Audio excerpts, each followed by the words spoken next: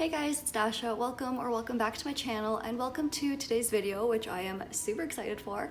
I have a bunch of fall book recommendations for you. The reason I'm so excited is because A, I love being able to give recommendations now that I've read a lot of books, but B, because fall is such a good atmospheric season. Like, I am absolutely a seasonal vibe mood reader. For me, it's just so much more fun to try to match up what I'm reading with the vibes of what's going on outside and in my life. So fall is great because those rainy days where you can see the leaves falling and you hear the pitter patter and you're inside all cozy are just superior. So with that in mind, there's construction literally outside my apartment right now, so I'm so sorry. Anyways, I have a collection of books here. Obviously, I'm not gonna do a ton of horror and thriller. I thought that would be pretty easy. But I have some books that have the vibe, and I'm gonna make you picture this with me. So if something sounds off, stay with me. So first of all, I could not make a fall recommendation video without mentioning the 7.5 Deaths or the 7 Deaths of Evelyn Hardcastle by Stuart Turton, depending on where you're from. The title's different. This book is so fall, it hurts. So the basic premise is that you're following this character who is waking up every single day with all of his memories from the day before gone. All he knows is that he has to figure out who killed Evelyn Hardcastle. Why did she die? The other thing is, he wakes up in someone else's body every single day. And so there's this really cool little Groundhog Day element, like the time loop. You get him in different people, different people's bodies, which is pretty interesting. And overall, this book is just fantastic from the mystery aspect. However, all of this takes place in this giant Victorian mansion, and the vibes, immaculate. Think dark, crushed velvet curtains and chairs. Think roaring fireplaces. Think hushed whispers. Think holding steaming mugs of mulled wine and the spices floating. It just gives you all of that opulence and all of those very cozy but still very elegant vibes. It's just immaculate from the vibe standpoint, and y'all know I am absolutely a bitch that likes vibes even if the rest of the book is not that good. I will take the vibes over everything. I don't need a plot. I don't need characters. I need vibes. And this book absolutely delivered both from plot and vibes. And I think for fall, this is an absolutely fantastic read.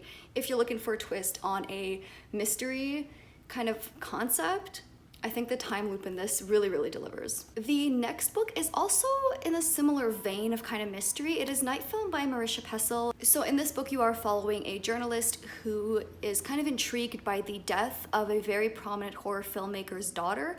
And so he starts investigating and you find out all these things. Now this book is definitely the mystery vibes for fall are there, but this has a lot more to it than just a mystery. There are hints of film noir vibes. There's also hints of the occult. There are hints of the horror genre, because that is, again, the person who was found dead. The daughter is the daughter of a famous horror filmmaker.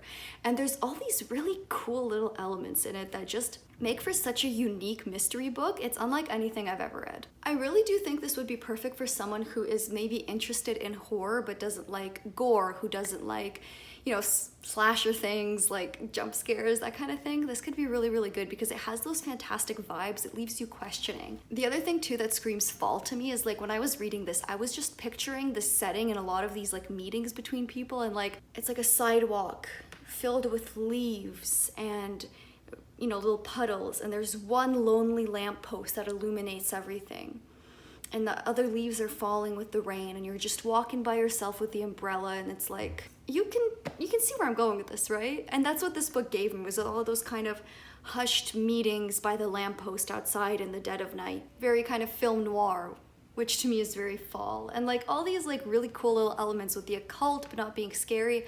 I think this is a perfect fall read. I'm going to switch to a couple of YA recommendations. So the first of these is Sorcery of Thorns by Margaret Rogerson. So this is a story about a young girl who grew up in an enchanted library. She takes care of the books because if the books are not properly taken care of, they can become these massive divine beasts that are just absolute monsters and unleash chaos. So she has to kind of take care of them and help figure out where they go and all this regular library stuff, but with monster books, until one day there is a grimoire, one of these monster books, that is released into the world, and she is partially responsible, or she's told that she is, so she has to help track it down. This is a standalone, which I really, really like, and this also has, because of that kind of library setting, has the most beautiful vibes. You can just imagine, again, like this video is all about the vibes, so you're gonna have to bear with me.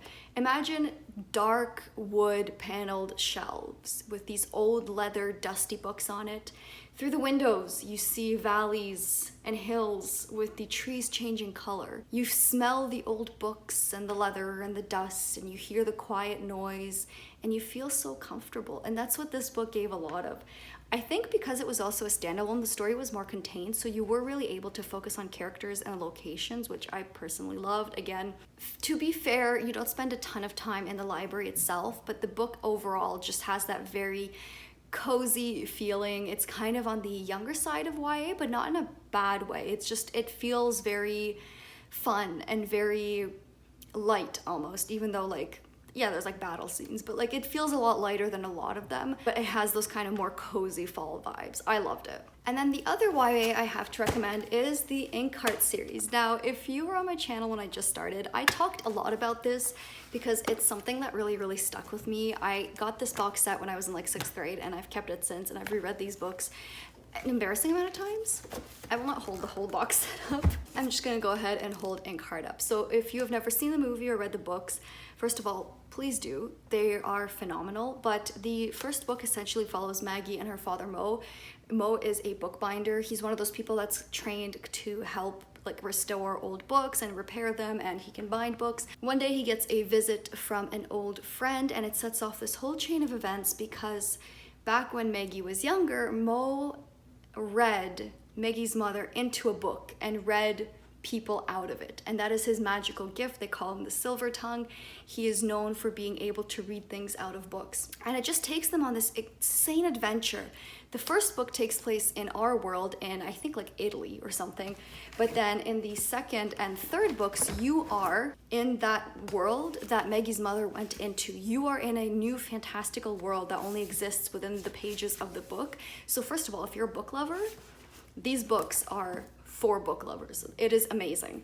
But the other thing, the reason I'm recommending these to you for fall is because in the parts that take place in our real world, like I mentioned, some of it takes place in Italy, and you see these scenes of old medieval villages set on the countryside. You have these moments where they're driving or walking, and it is by a lake where there's like an abandoned tower, and there's rolling hills, and you're seeing the leaves, and it's just like, to me, that reads so fall. Italy, I know, is more of like a summer thing, but to me, specifically in this setting, I think it might be the tone as well. It reads more fall. Also, in the beginning of the book, Mo and Maggie head to Mo's aunt-in-law, I believe, so Maggie's mother's aunt, and she is a book collector. She collects very rare, fine volumes of books that, you know, there's only like 2 copies in the world. And so her house is full of these beautiful bookshelves, old books.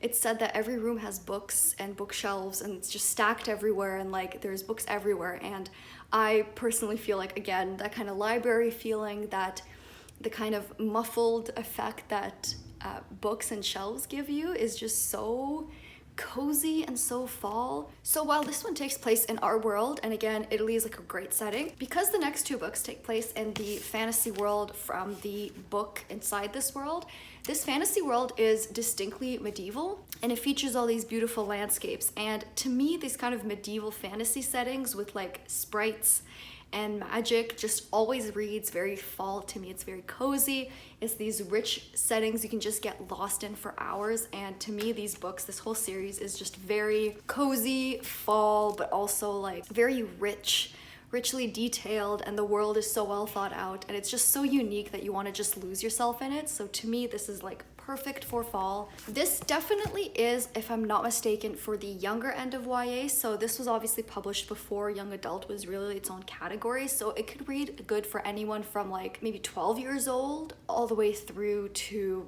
adults. So it's not quite YA as we know it, but I think if you haven't tried this, you absolutely should give it a try, because these books are just phenomenal. There's so much whimsy and magic, but also dark and cruel realities that are like tucked into these books, and the different settings, and like, oh, just phenomenal. I'm really hoping to reread these soon because I'm absolutely enamored with them and I want to keep screaming from the rooftops about them, and I haven't had the opportunity to, so I am shoehorning them into this video because I firmly believe that they are very, very perfect for fall. We are going to wrap up with 2 more adult recommendations. We're going to go back to the kind of more literary mystery genre, I guess. So the first of these is Death in the Family by Tessa Wiggert. So if you have not been on my channel very long, I did actually read this book recently and I didn't really like it, but here's the thing. So this is a close circle, like isolated mystery. I think that's what they're called.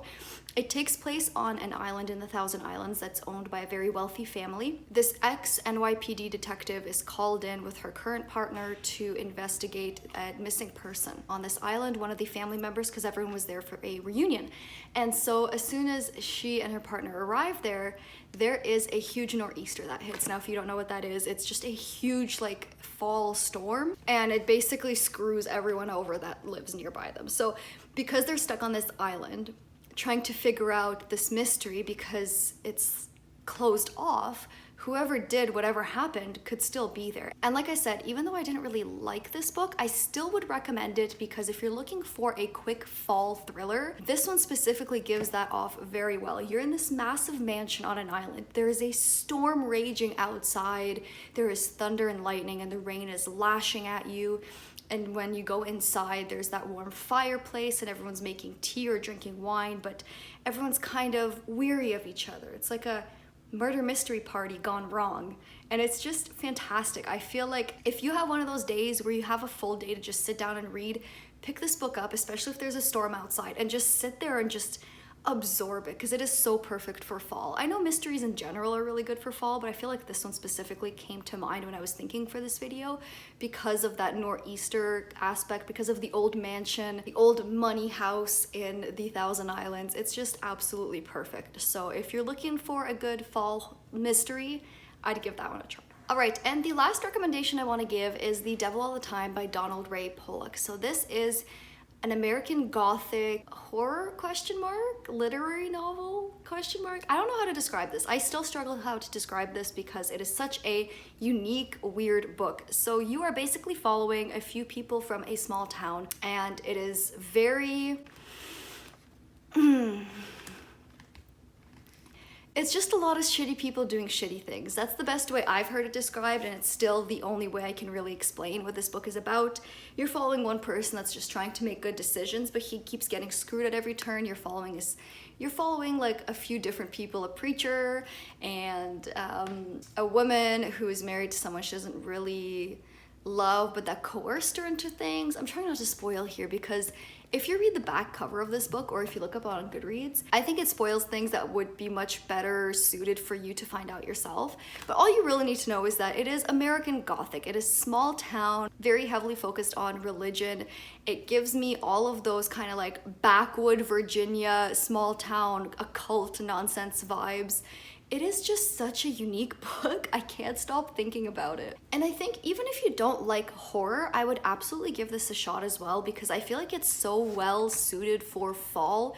And if you like any kind of gothic themes or religious themes in your books, if you like those small town atmospheres, if you like seeing shitty people have shitty things done to them, it's so good on all those fronts. It's so unsettling, it gives you chills, it's a story that sinks into your bones and you can't get rid of it, and to me, again, that screams fall. I kind of even want to reread it because it was just such a good time. Like, it is absolutely phenomenal. Like I said, even if you're not into horror, give this one a shot. I think if it's something that you think you could handle, because it's definitely a dark book, but it is just so good and very perfect for fall with those small town American Gothic vibes. That was it. That was short and sweet, but I wanted to just give a few fall reading ideas in case you were stuck but you didn't want to read like horror or thrillers. So hopefully you found something that you enjoyed. If you have any other ones, let me know.